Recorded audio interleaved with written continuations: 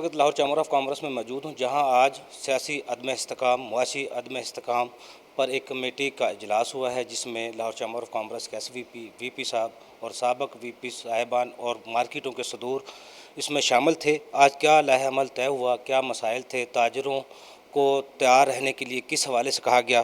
طاہر منظور صاحب میرے ساتھ موجود ہیں، سابق نائب صدر ہیں لاہور چیمبر آف کامرس کے۔ طاہر منظور صاحب، جو یہ عدم معاشی اور سیاسی عدم استحکام ہے، اس حوالے سے تاجر برادری گم و تشویش میں مبتلا ہیں، کیا اس حوالے سے کہیں گے؟ بالکل آپ بجا فرما رہے ہیں۔ اس وقت جتنا عدم استحکام اس وقت سیاسی طور پہ بھی اور معاشی طور پہ بھی جو موجود ہے وہ بڑا غمگیر ہے، اور میں پریزیڈنٹ لاہور چیمبر کی بھی آج اسٹیٹمنٹ اور کھلا خط پرائم منسٹر صاحب کو جو انہوں نے لکھا ہے، یہ جہاں تک تو جو فیول کا معاملہ ہے، پیٹرول اور یہ چیزیں، یہ کڑوی گولی تو ہمیں کرنی پڑے گی، کیونکہ پوری دنیا میں اس کا افیکٹ آ رہا ہے، اور جب سے رشیا اور یوکرین کی وار چلی ہے اور یہ چیزیں بڑی مہنگی ہو گئی ہیں، اور اس کا پورا افیکٹ پوری دنیا پہ آ رہا ہے، اور لازمی پاکستان پہ بھی آئے گا۔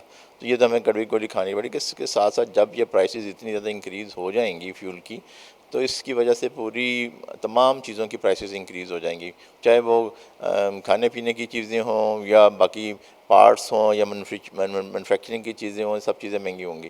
تو یہ سب چیزیں ہوں گی، لیکن اگر گورنمنٹ کوئی اچھی ہو، وی این والی گورنمنٹ ہو، تو اس کا آلٹرنیٹ یوز کرتی ہے۔ جس طرح ہم نے کافی چیزیں ان کو پرپوزل دی ہیں کہ آلٹرنیٹ آپ کریں اس کے لیے، لائک کہ ہمیں خود بھی اپنا احتساب خود بھی کرنا چاہیے کہ ہم انسٹیڈ آف دیٹ کہ ایک ایک گاڑی کے اوپر ایک ایک بندہ جا رہا ہے مارکیٹ میں، اپنی شاپ پہ، اپنے آفس میں، مت کریں ایسا، اور ہم اپنے 3-4 دوستوں کو ساتھ لے کے وہاں پہنچائیں، اور ہر دفعہ اس طرح کر لیں، اور اس طرح کے ایک تو ٹریفک کے معاملات بھی ٹھیک ہوں گے اور ہماری فیول کنزمپشن بھی اچھی ہوگی۔ تو ان چیزوں سے کرتے ہوئی ہم نپٹ سکتے ہیں ان معاملات پہ۔ باقی رہ گئی چیزیں کہ میرا یہ خیال ہے کہ یہ جو جس طرح یہ کہہ رہے ہیں سبسڈی موٹر سائیکل والوں کو ان کو دینی چاہیے، لیکن یہ ممکن نہیں ہو پائے گا۔ وہ فائدہ پیٹرول پمپ والے اٹھا جائیں گے، وہ کہیں گے ہم نے پیٹرول ڈالا، موٹر سائیکل کو ڈال دیں گے دوسروں کو، اور وہ بینیفٹ جتنا ہے وہ خود لے جائیں گے۔ اس کا یہ کوئی آلٹرنیٹ حل نہیں ہے۔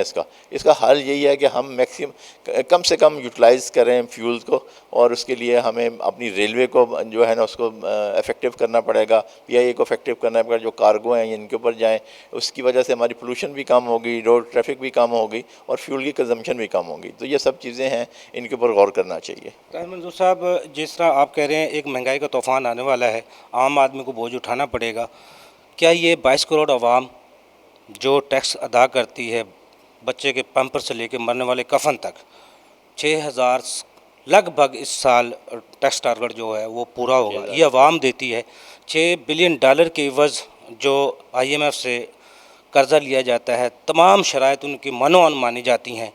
اصل میں اسٹیک ہولڈر تو یہ چیمبر ہے، تاجر ہے، جو ہر طرح کا ٹیکس ادا کرتا ہے، لیکن یہ کس سے پوچھے؟ حکومت سے پوچھے، ریاست سے پوچھے، کس سے پوچھے بھی میرے لیے کیا سہولت ہے؟ میں وہ قرضہ بھی میں دیتا ہوں، ادا کرتا ہوں، ٹیکس بھی میں ادا کرتا ہوں، لیکن وہ پیسہ میرے اوپر کس طرح خرچ ہوتا ہے، اس کے حوالے سے کبھی چیمبر نے آواز اٹھائی ہے؟ جی بے شمار دفعہ آپ دیکھیں، ہم تو یہ کہتے ہیں کہ جو انکم ٹیکس اور جو ٹیکسیز ہیں نا اکراس دی بورڈ لگانے چاہیے، انسٹیڈ آف دیٹ کہ یہ جو 12-14 لاکھ اسیسیز ہیں انہی اوپر وہی ڈال دیا جائے، ہر سال انہی کے اوپر ٹیکس بڑھا دیا جاتا ہے۔ ابھی جو 6,100 ارب روپے کا جو ٹیکس ہے وہ بھی انہی سے وصول کریں گے، اور جو ہمارے ٹیکس کلیکٹرز ہیں وہ اپنے دفتروں میں بیٹھے یہ سارے احکامات جاری کر دیتے ہیں کہ انہی سے لیں گے۔ مثال کے طور پہ اگر میں نے 10 لاکھ جمع کرایا تو مجھے وہ فون کر دیں گے ابھی اس دفعہ جمع کرا دیں، انسٹیڈ آف دیٹ کہ وہ ہر اس تک پہنچے۔ ان کے پاس ڈیٹا موجود ہے، نادرا کے پاس ڈیٹا موجود ہے، ان کے پاس ڈیٹا موجود ہے، ان کے انسپیکٹر وہاں سے بتا لے کے آتے ہیں، ان کو نہیں پتہ کہاں کہاں کام کیا کیا ہو رہا ہے۔ تو وہ ٹیکس نیٹ کو بڑھائیں،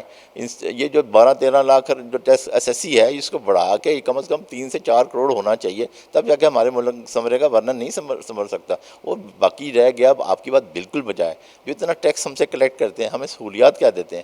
آج 60-70 سال ایک بندہ ٹیکس پے کر کر کے، اور برے حالات میں اگر خدا نہ خواستہ کوئی آگ لگ جاتی ہے یا اس کو ہارٹ اٹیک ہو جاتا ہے یا کوئی پرابلم ہوتی ہے، گورنمنٹ اس کو کیا پے کرتی ہے؟ جس طرح دنیا میں ساری جو انشورڈ ہوتا ہے ہر چیز، ان کو ہیلتھ انشورنس ہے، ان کا بزنس انشورڈ ہے، سب چیزیں، پاکستان میں کیا چیز ہے؟ اگر اتنا بڑا ٹیکس دینے کے باوجود بھی وہ سیکیور نہیں ہے تو کیا فائدہ سے ٹیکس دینے کا؟ اور میرا تو اب خیال یہی ہے کہ جہاں اتنا عدم استحکام ہو اور جہاں لا سکنس ہو تو وہاں سے تو ہجرت کر جانا چاہیے۔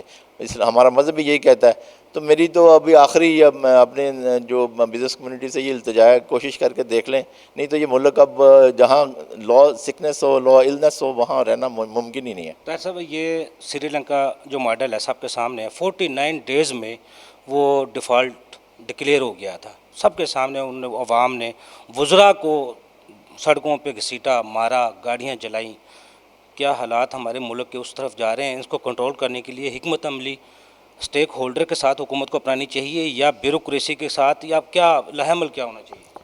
میرے پاس اس کا ایک ہی سلوشن ہے. اگر بیوروکریسی ٹھیک ہو جائے نا تو ہمارا ملک کا نظام بہتر ہو سکتا ہے. یہ گورنمنٹ کوئی بھی آ جائے، چاہے نون لیگ کی آ جائے، پیپلز پارٹی کی آ جائے، پی ٹی آئی کی آ جائے، یہ بیوروکریسی ان کو کھلاتی ہے اور یہ ان کے ہاتھوں میں کھیلتے ہیں کہ اتنے پڑھے لکھے نہیں ہوتے. وہ جس طرح کے وہ لاز بنا دیتے ہیں. اب جب ہمارے پاس یہاں چیئرمین FBR آتے ہیں، جب ان کو بات کرتے ہیں یہ پرابلم، وہ کہتے ہیں ہم یہ قانون کی کتاب پڑھ کے دکھاتے ہیں ہم کہاں غیر قانونی کام کر رہے ہیں. اور جب قانونی ہم لوگوں نے خود ہمارے حکمرانوں نے بنائے ہوتے ہیں اور ان کو پتہ ہی نہیں ہوتا ہم سے کیا قانون بنوا گئے ہیں. تو یہ بیوروکریسی پچھلے دنوں اب ہائی آفیشل سے بھی بات ہو رہی تھی اور ہمارے جو ہمارے حکمران ہیں کہہ رہے ہیں ان سے بھی بات ہو رہی تھی. وہ بھی یہی کہہ رہے تھے کہ بیوروکریسی جتنا کرپٹ کیا. اب مجھے یہ بتائیں اس 4 سال 3.5 سال میں PTI کے دور میں جتنا بیوروکریسی نے کمایا کسی نے نہیں کمایا. تو یہ بزنس کمیونٹی تو دے کے تھک گئی ہے، اب مزید نہیں دے سکتی. جی بالکل ناظرین، جس طرح طاہر منظور صاحب نے کہا، جو یہ ریاستی ادارے ہیں 190 ریاستی ادارے، ان کو اپنا کردار ادا کرنا چاہیے. عوام تو پہلے ہی ٹیکس کے ذریعے جو بھی حکومت پہ پریشانی آتی ہے عوام ساتھ کھڑے ہوتے ہیں، لیکن حکومت کے ساتھ ریاستی اداروں کو بھی اپنا کردار ادا کرنا چاہیے.